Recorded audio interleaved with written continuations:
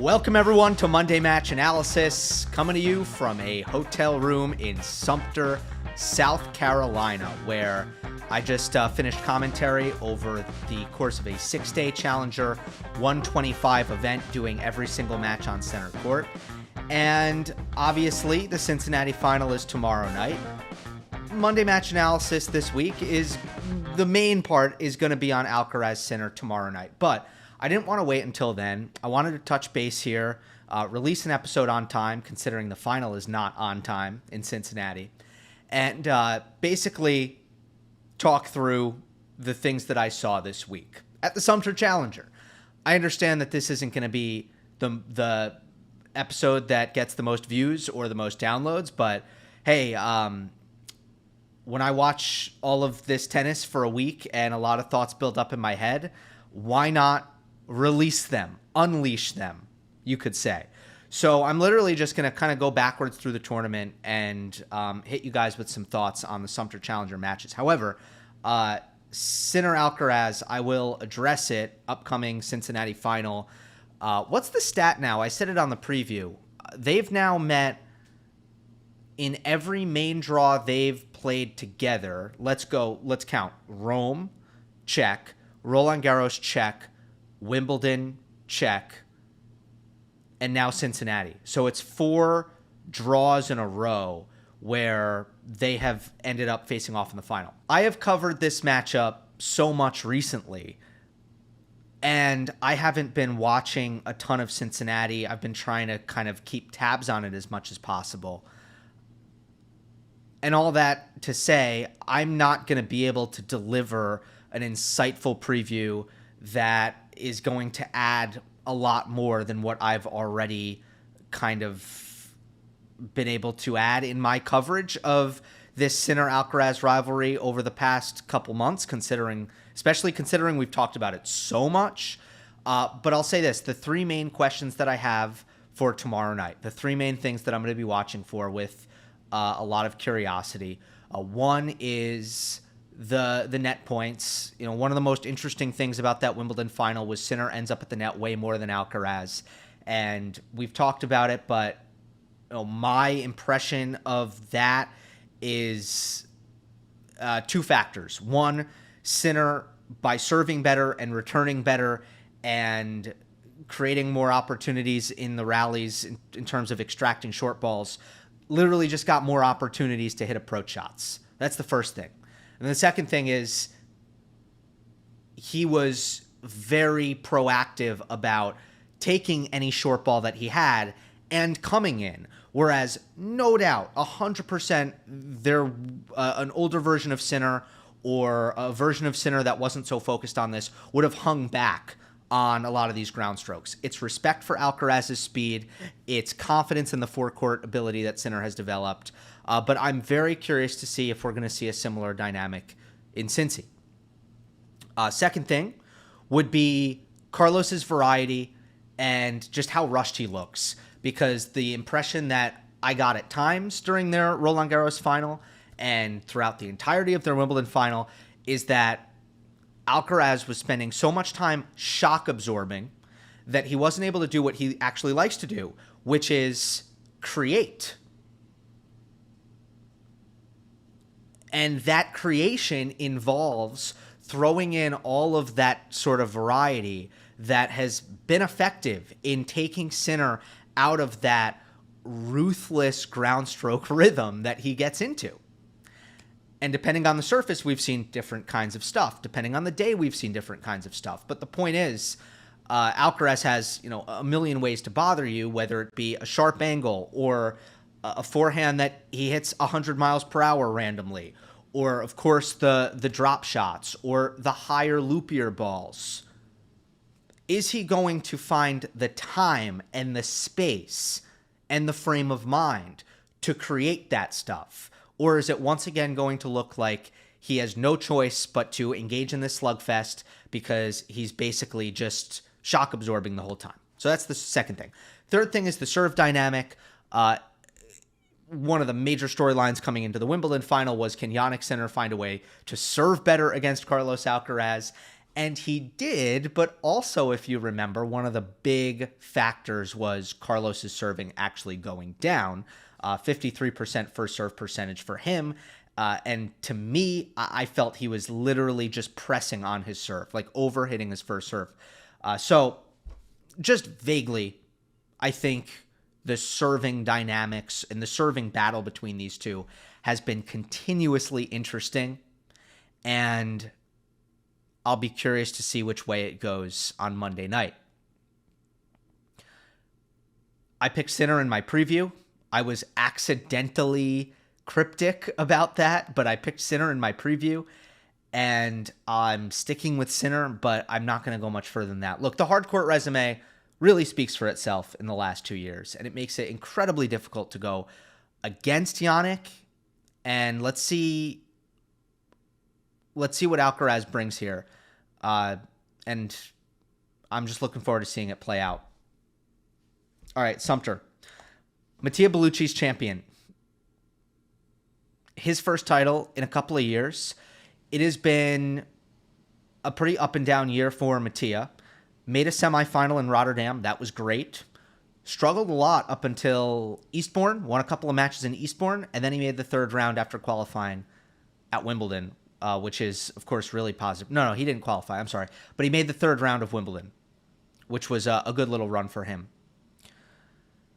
And then he lost first round at the 2 North American hardcourt events in the lead up to this challenger. I know that what Mattia and his coach, Fabio Ciappini, are working on are like less big, dramatic swings in his self-esteem or his confidence. So he's the kind of player who feels really, really good about himself and then plays great and then feels really, really bad about himself and then goes on slumps. And they're trying to obviously get out of that cycle. I am a massive Bellucci appreciator. I think he's one of the best pound-for-pound servers in all of men's tennis. 5'9", gets so much drive from the legs that the contact point is probably more like a 6-foot guy. And it's a very natural motion. And the speed is really great for his height. But that would be underselling it, because he's also a lefty with all the spins, a la Ben Shelton. A lot of lefties don't develop a kick serve. They feel like they don't need it. I'll just slice it into the righty backhand. Bellucci has a kick serve, and a really good one. And when Shevchenko in the final was standing really far back on the deuce side, Bellucci went short angle, kick serve wide, and had a lot of success there. So he has a kick serve. He has the slice serve on the ad side. That's the classical lefty serve. But when you don't have height, it's actually harder to find that short angle. You don't have the trajectory. Bellucci still manages to do it. And then you have the flat stuff that ends up around 130 miles per hour or more. So he's such an awesome server for his height. Why is that important? You know, you talk about athletic builds, and, well, he moves great. He's really, really quick. So, okay, you have that awesome combination of big serving and speed around the court that you love to see in a player. Things just get a little bit shakier in the ball striking department off the ground. Like, the one area that I think he could have been better this week is just finishing short balls on his forehand side. It's funny. The serve is big. The forehand is not, though. And it's big enough. Like, he can get by with it. Don't get me wrong. But in slow conditions, and this might be why we've seen Bellucci play not great on clay, play a little bit better on grass, definitely better on grass, well on indoor hard court, is because I actually think he wants the speed through the court to help his forehand along a little bit, because sometimes it feels like it's really hard for him to hit through a speedy opponent. The backhand, of course, is also not really a pacey shot. I love his backhand. It's like a very flat, almost high to low motion, weird technique, like he's shoveling the ball, but it stays low. It's pretty bothersome, I think, with the trajectory. It's a little bit Cam Norrie-like in how bothersome the backhand is, and finds sharp angles, cross court, takes it on the rise. So one thing that he does really, really well, I'm not going to spend this long on every player, but Bellucci won the title. He hates to play from too deep in the court, especially on his backhand. But he takes the ball on the rise on his backhand side really well. So he takes time away, which makes up for the lack of pace. And whenever the ball gets high on him, he has mastered the leaping backhand technique. He'll leap off of his left foot in a closed stance backhand, and he's lefty, just to gain more leverage on the ball, make sure his shoulders stay above the level of the contact. So one thing that I think Bellucci does really well is take time away. But the defensive skills are really great. Now, why did he win the title? I just gave this kind of synopsis, this vague synopsis on Mattia Bellucci. But why did he actually win the title? Sumter was incredibly hot and humid. And I know Cincinnati was as well. So what you got a lot of matches like what we saw in the Cincinnati semifinal between Alcaraz and Zverev. You can't say that much about that match in terms of analysis. You can talk about the first set, but come the second set, the Zverev physicality, the gas tank, it hit zero, and that was it. And there were a lot of matches like that in Sumter. There was a Dan Evans match where Dan was struggling immensely. I'll talk more about that in a little bit later. There was a Jacob Fernley match that ended in retirement. And this final with Alexander Shevchenko, that ended in retirement. Partially was exhaustion. I think there was also a bit of a knee issue with Shevchenko. His knee started hurting. But ultimately, I think even if the knee never started hurting, it was very clear the energy levels weren't there. Why? Shevchenko played a 3-set quarterfinal and a 3-set semifinal. And what we saw throughout the week is you play a couple of 3-setters and you're just going to be toast. That's what we saw all week. Jaime Faria came into the semifinal against Bellucci, toast. He played 3 3-setters in making the semifinal, and he didn't have anything left.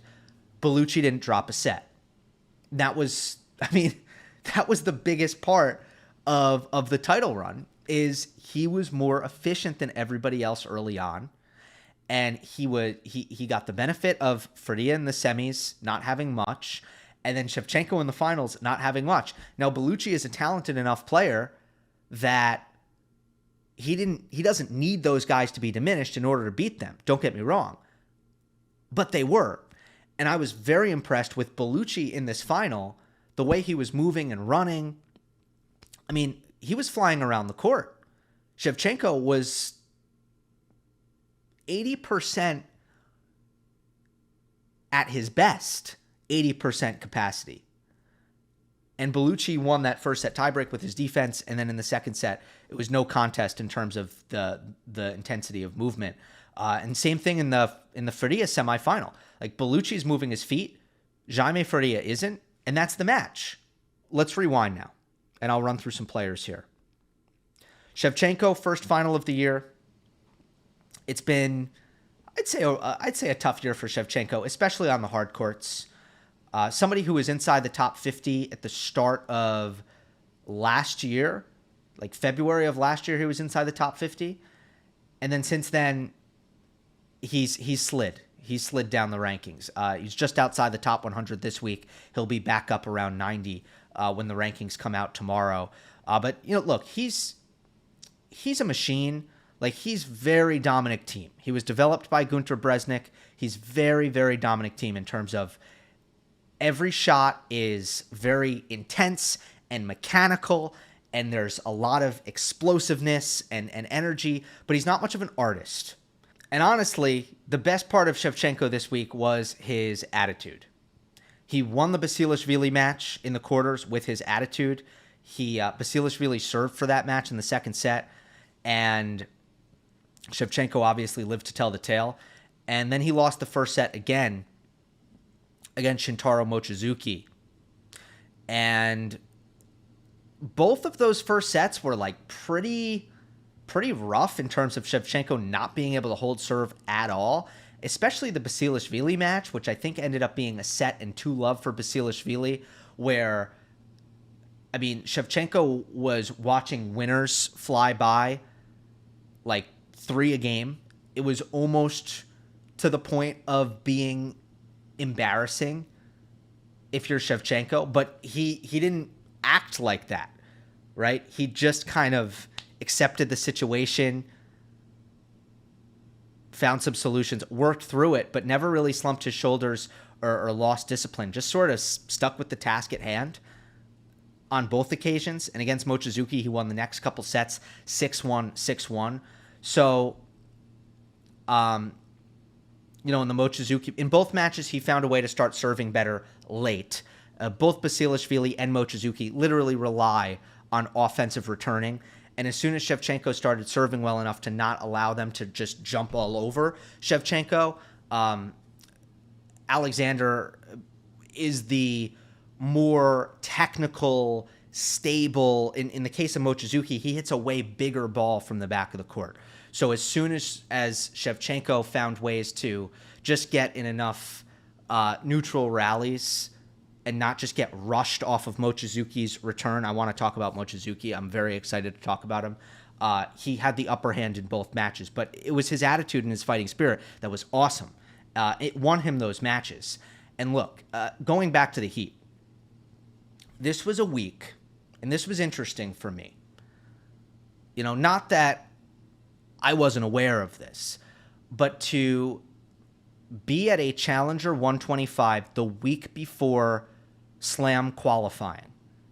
And what you had here, you had some players, most of the players in the draw were going to go to New York and play qualies.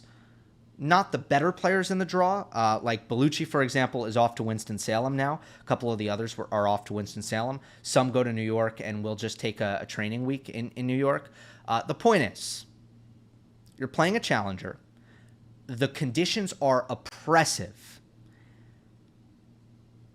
And you've got a big event around the corner. How are you going to compete? How are you going to handle adversity? What was pretty striking here is that you had a lot of players struggling. Like, you had a lot of players who weren't able to maintain their composure, weren't able to maintain their compete level and their intensity. And it's all understandable. It's all so human and circumstantial. Like, that's what you get given all the things at play. But then you have a guy like Shevchenko who can take advantage of that because he didn't really have that gear. Like, he was just, and look, he hit empty in the final and had to retire. So I know it might sound weird that I'm saying this, but when his body allowed him, he was playing every point 100%. And that just wasn't really, not everybody was able to do that this week. Okay, Shintaro Mochizuki was the most interesting player all week for me. He had a big grass court season. I saw him play a little bit against Khachanov at Wimbledon in that second round match. He pushed Khachanov to 5. But I watched him a lot this week, and I'm so glad I did, because this guy is one of a kind. Mochizuki is, first of all, a serve-breaking machine, and he is a serve-breaking machine, one, because his return is awesome, but he's also a flat-hitting, pace-redirecting net rusher who's like 5'11" or 5'10". Like, it's a mind-twisting thing because I don't think there's a player like him. But I think the reason why he is as successful as he is, especially on a surface, and Sumter was, by the way, a slow hard court and a pretty gritty hard court, but especially on a surface that's going to reward him a bit more. He is taking away your time, redirecting down the line, and his transition forward is so smooth. It's almost like, it's almost like he's running forward and hitting the ball, and essentially he's not even, he runs through the ball. He moves through the ball.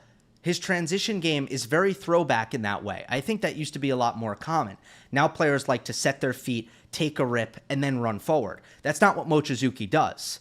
Mochizuki doesn't take a rip at all, right? He's a precision player, flat as a pancake. I'm going to take all your time away, redirect, and come forward. He serves and volleys. He returns and volleys. Like when you give Mochizuki a second serve, 50-50, he's coming in behind the return, which is so rare nowadays. But the thing is, he's so comfortable taking that return early. He's so precise. And he has incredible recognition when it comes to coming forward. Like, you can't slice against him. Who did he play? Rybakov? Was it Rybakov? He played somebody who likes to slice their backhand, and you just can't slice because as soon as you take your racket back, and remember, he's hugging the baseline, as soon as you take your racket back for a slice, he just charges forward. Okay, now, how good is he going to get? His serve is a problem. His serve is a real detriment. He does not make first serves.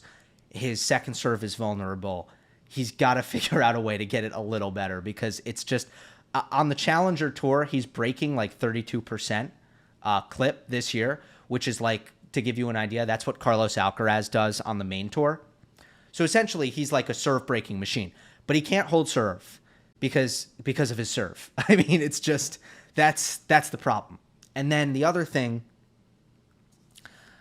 you know, he can certainly, especially in slower conditions, if he can't find a way to come forward, and this happened in the Shevchenko match, if he finds himself in a position where he has to trade forehands, he's going to get overpowered on a pretty regular basis. He's quick around the court, so there's some defensive capabilities. And the backhand I actually really like. It's a great backhand, bar none, full stop. But yeah, there's basically no power game there whatsoever, and it's hard to completely get around that. But Mochizuki, what a unique play style, and I think it's awesome, and I really enjoyed watching him this week for that reason. Did I go too long on Mochizuki? I don't know. Did I? Yeah, it was a good run from Jaime Faria. Best match of the week was a quarterfinal between... So, okay, if I'm giving out awards, most interesting player of the week, Shintaro Mochizuki. Best match of the week was Mark Lajal against Jaime Faria. Just an absolute epic, unbelievable heart on display, over 3 hours, stifling conditions. Two players, I know I talked about players not always digging deep this week when adversity struck. These guys left it all out there. It was spectacular. Faria ended up winning. He saved a match point. It's kind of the opposite of Mochizuki because he's like a classical modern player where there's not a lot that's quirky about Faria. The forehand goes a little bit too up and down. When it's good, it's good. It's just, again, it is a shot that can get leaky at times, I think, based on his positioning, based on his confidence. The backhand is a lot more stable. Big body, decent movement, good pop on the serve. Still, could probably bump up the accuracy a little bit. But, he's 22 years old, pretty good everywhere. Pretty good, like, power everywhere. Serve, forehand, backhand. So I don't know, like he's a good ball striker, and it's just about kind of developing your it factor. If you're Faria, like what is he going to start to do at a really, really high level? Is he going to be able to figure out like what the special sauce is? Right, that's Faria. Mark Lajal, I love Mark Lajal's forehand. He doesn't miss forehands. Mark Lajal doesn't miss forehands. Not because he pushes it, right? Not because he's not doing a Carbias Baena. Like, he's hitting it. But it's just he's so fluid off of that wing. He's got such a great feel for sustaining aggression with his forehand. It's just so automatic. So that's what I really love about Lajal. When I watched him in Aix-en-Provence, I felt like, all right, good forehand, but is he setting it up enough with his serve? Like, is he serving well enough to actually build a good serve plus one game? Serve looked better to me here in Sumter, so I was glad to see that. The backhand is a little bit gettable. It's not bad. Like, it's not a huge glaring weakness, but if you're in a rally with Lajal and you're like, all right, his forehand's really good, let's trade through his backhand and make something happen there. If you're a righty with a good backhand yourself, like really good, you will trade backhands with Lajal and probably find a good amount of joy in it. Again, it's not like a glaringly bad backhand. It's just he's going to give you some misses off of that wing. He's going to give you some short balls, and you're not going to feel super threatened. So if you're in a baseline rally and you're trading into Lajal's backhand, you're just feeling a lot better. And he's not like, he's kind of probably an average mover. So it's really around, building around that forehand. That's the strength. And I love the heart. It's a great match. And I hope that he keeps his head up on that loss, because that was an awesome, awesome match. All right. Let's try to go faster here. Basilashvili has been on the comeback ever since March of last year. He was outside the top 1,000, and he's not young. Like, he's 33. So to be 32 and outside the top 1,000 for, I don't know what the reason was. I don't know what happened. In 2023, he just couldn't win a match. So that's why his ranking dropped. It's not like he was injured the whole time. He was playing. So I don't know. Look, fascinating. Basilashvili at times is just going to blow your mind. And I still think it's one of the best backhands in the world. I really believe that. His backhand is a joke. The first serve has gotten better, which was always the weird thing about Basilashvili's game. He nukes the ball off the ground, but the serve is middleweight, maybe even less than middleweight, right? And then, by nature of the fact that he hits every single ball massive, sometimes there's going to be inconsistent patches. So that's the book. That's the book. Ultimately, I was really impressed with his level. I find his returning amazing, like remarkable. He stands so far back that it's really hard to rush him with the serve, but then he takes these massive swings. And he connects often, and he makes you feel like you're not in control of your own service games, which is crazy in men's tennis. You're supposed to feel like you're in control of your own service games. Basilashvili takes that away from you. I guess I lost my train of thought with the serve. There were times this week where it's like, wow, Basilashvili has a better serve. Like, his serve is better than it's ever been, and that's really meaningful. That could really be impactful for him moving forward. But then there were moments, and when it all kind of collapsed for him in the match against Shevchenko, the serve gave him massive issues. So I don't really know what to expect, honestly, from Basilashvili week to week, but he is a special player. Like, nobody hits bigger than Basilashvili that I saw this week, and nobody came particularly close to hitting as big as Basilashvili. So he's also a little bit, as a competitor, when things are going well, okay, he is a bit sensitive, I think, to things that are happening around him, whether it be something that he's feeling physically, something that's bothering him in terms of, literally anything. Like, I think he's a little bit sensitive out on court. And that is something that probably limits him in a way. I don't know that he feels always very comfortable out there because of his sensitivities to whatever he's feeling and whatever is going on around him. So that's Basilashvili. Murphy Cassone, I got to watch him a good amount for the first time, and I love his ground game. Forehand reminds me of Berrettini. It's not that good. It's not Berrettini good, but technically speaking, he uses the same racket as Berrettini also. I don't know if that's part of it, but I like to think it's not part of it. Fact is, he is super, super loose in the wrist and gets great lag, and the other parts of the swing are pretty quiet. but what really sticks out is just how elastic it is in the wrist in a way that feels like not overly wristy, right, at all. It just kind of helps him come through the ball properly. And then the backhand is actually very different, much stiffer and mechanical, but almost in a good way, almost like in a Bautista Agut way, where you feel like it's very reliable and repeatable. I love Cassone's ground game. His serve is good. He's tall. Although Basilashvili had his way with Cassone's serve.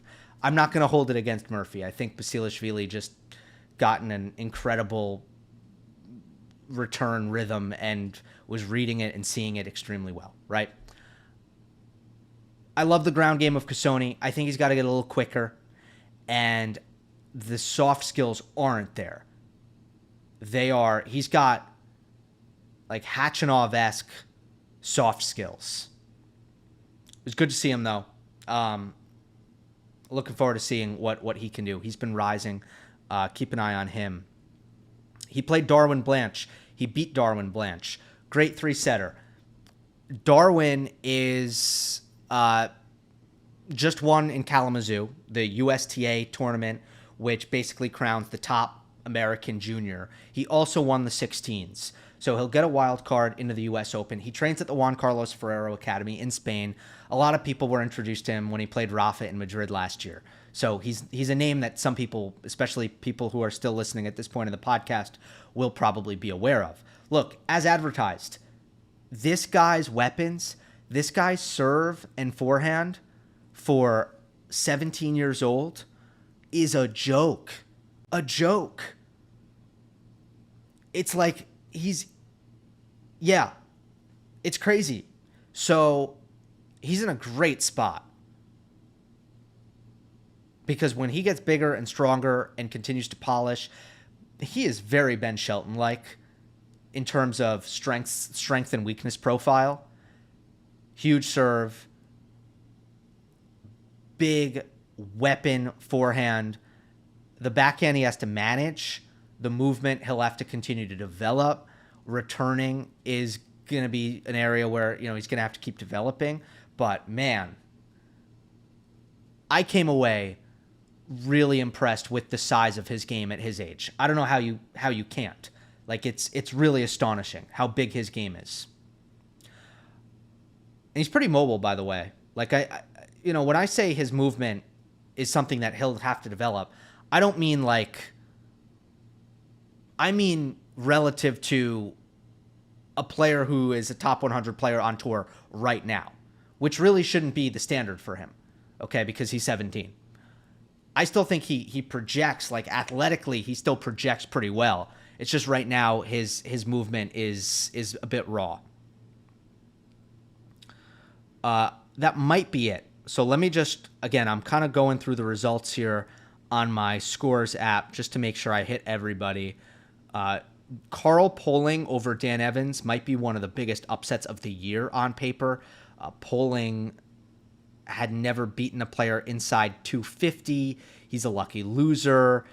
He played 6 years of college tennis.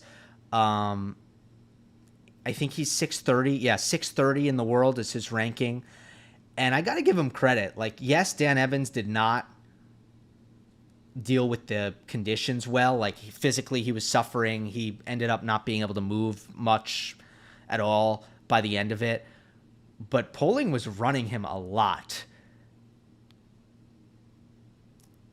And the way he was spreading the court, he's a lefty. His ability to spread the court with his middle forehands and just make Evans suffer was pretty darn impressive. And by the way, it was supposed to be Borna Goyo playing Dan Evans in that match, and Goyo withdrew due to fatigue, but he was on site. So look, this is speculative. It is. I admit it. But I was seeing, Goyo was there, ready to go. I think this was the day that, Ryan Siegerman retired, and I think Fernley retired. It was a brutal day, temperature-wise. I imagine Goyo was just like, yeah, I'm not doing this. He made a calculated decision that he didn't want to play in those conditions. Otherwise, I wouldn't see why he would withdraw last minute due to fatigue, which was his like official reasoning. So that gave Poling the opportunity. But, you know, you go through the list. Again, Basilashvili retired. Shevchenko retired in the final. Dan Evans didn't have much in the tank. Jacob Fernley retired. Bornagoyo withdrew. Like, this was a war of attrition. That's kind of what I was saying in the beginning, to take it full circle. But superlative awards, champion Mattia Bellucci, most interesting player Shintaro Mochizuki, best match Faria Lajal, and yeah, looking forward to the Cincinnati final tomorrow. I will be getting on a plane at 6 a.m. in the morning tomorrow and headed to New York for my U.S. Open radio duties. I will be there all of Fan Week.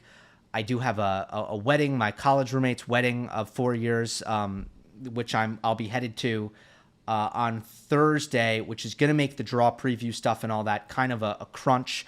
But I'm obviously going to be trying my best. I'm going to be doing shows from my hotel in New York continuously throughout the tournament. It is a crazy, crazy time of year for me, as I'm sure you could gather. But